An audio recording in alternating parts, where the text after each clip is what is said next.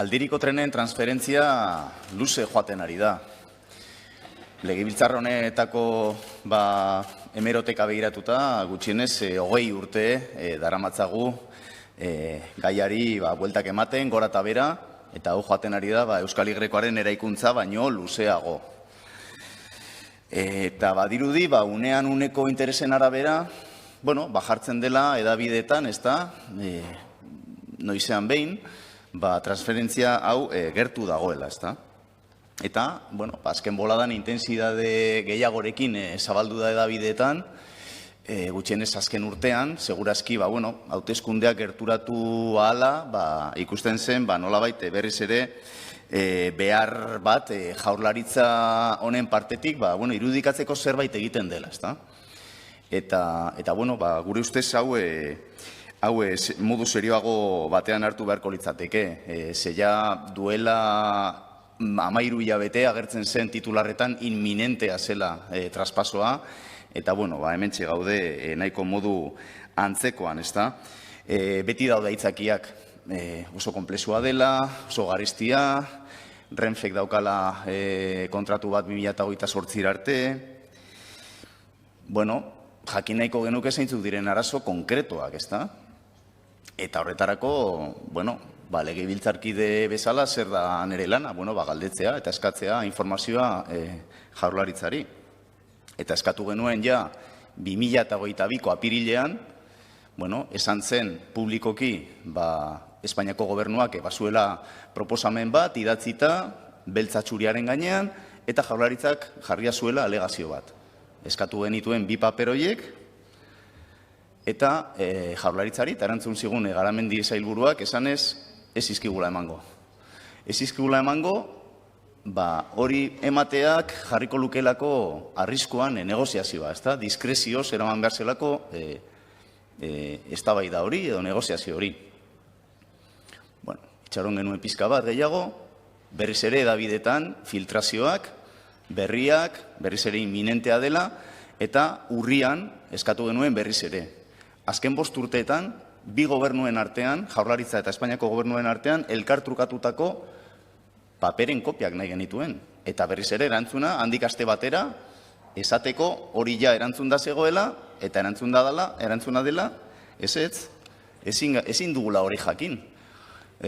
Negoziazioa, diskrezioz, eraman behar delako. Guk ulertuko genuke, bi enpresa pribaturen artean, negoziazioak diskrezioz eramatea eta hori eskatzea, ez da? Ze, 3. enpresa bat zar daiteke eta arazoak sortu, beste proposamen batzuk jarri eta negoziazioa apurtu, baina kasu honetan, 2 gobernu publikoari dira operatzaile eta azpiegitura publiko batzuen transferentziaz hitz egiten. Ez dago gobernu bat eta alderdi politiko bat. Ezke batzuetan ematen du hemen, ari dela negoziatzen Espainiako gobernua EAJ-arekin. Eta beldurra ematen dizuela beste alderdi bat tartean sartzea, akaso proposamen hobeak egin ditzakeelako. Guri, ukatzen zaigu, legebiltzar talde moduan gure lana egitea, ukatzen zaigu negoziatzen ari zaretena, ez dakigu. Ez dakigu zer negoziatzen ari zareten. Ez dakigu transferentzia light bat izango ote den, Kataluniakoa izan zena bezalakoa, Rodaliez traspasatu zenean 2010ean, zebertan azpiegitura esen traspasatu. Ez dakigu sartuko den adibidez Karrantzara doan linea, Arriola sailburuak hemen esan zuen pasaden irailaren amaieran, berak nahiko lukela hori sartzea, baina ez dakigu hori negoziatzen ari zareten. Ez dakigu ze puntura artean bultzatzen ari zareten hori sartzea. Ez dakigu Arabako tartea sartzen den edo ez, teknikoki ez dago Aldiriko trenik, bertan. Karo, guk nola egin ditzakegu proposamenak, ez baldin bazaigu informazioa ematen.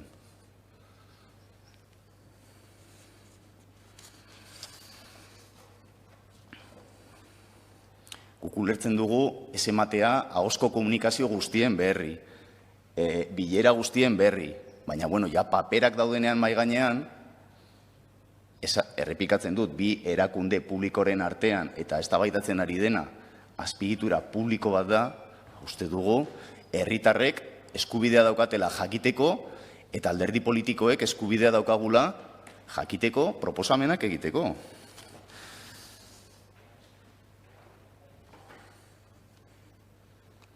Beraz, guk gure zuzenketan, mozio honetan, eskatu duguna da, lehen bai lehen egin dadila transferentzia hori, uste dugu transferentzia osoa izan beharko litzatekela, ez zaigu ondo iruditzen transferentzia light bat etortzea, eskatu dugu orain salatzen ari naizena gardentasunez egitea, uste dugu merezi dugula hori ja ez bakarrik beste alderdiok, baizik eta herritarrek merezi dutela hori, jakitea zer zaudeten eztabaidatzen.